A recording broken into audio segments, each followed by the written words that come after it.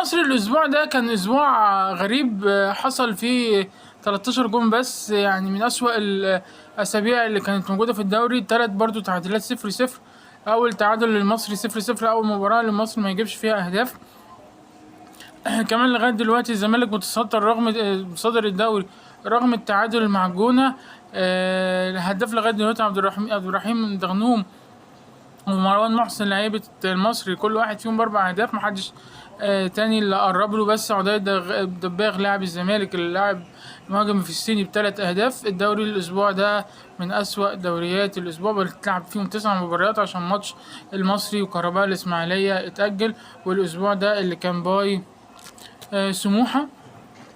فالاسبوع ده بدأ يوم الاثنين اللي فات، كان في اول ماتش كان تعادل بين المصري وفاركو. وغريبا المصري بيتعادل مع فاركو، اصلا فاركو من اضعف الفرق، المصري بيتعادل معاه. فكان برضو نجم المباراة الحارس المرمى شيكا، يعتبر احسن حارس في الاسبوع ده. كمان زد بتفوز على الاتحاد 1-0، والاتحاد في موقف وحش قوي في الدوري. هي والاسماعيلي برضو اللي خسرت الاسبوع ده.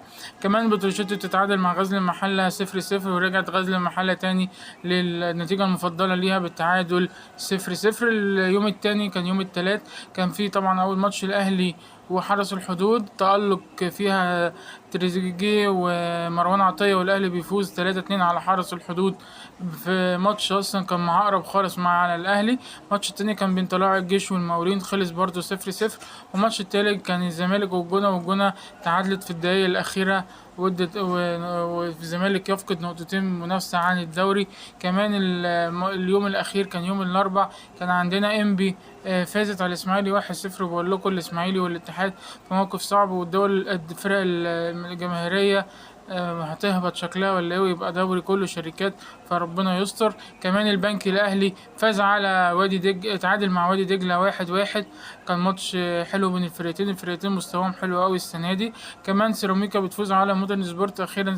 سيراميكا رجعت تفوق تاني بعد كام خسارة اللي خسرت من الزمالك ومن الاهلي، بس بعد كده رجعت تفوق تاني. ومودرن كانت النشوة اللي عملتها لما كسبت مودرن وتعادلت مع الأهلي، فنزلت خالص، هي خسرت بس كانت من الزمالك، ودلوقتي بدأت تفقد نقط كتيرة. وده كان كل حاجة حصلت في الدوري المصري. الترتيب بقى، ترتيب الدوري: الزمالك الأول، المصري التاني، وادي دجلة التالت، إنبي الرابع، الخامس سيراميكا، السادس الأهلي، السابع زد، الثامن بيراميدز، التاسع مودرن. واخر مراكز عندنا الاسماعيلي 21، فاركو 20، وكهرباء الاسماعيلية 19.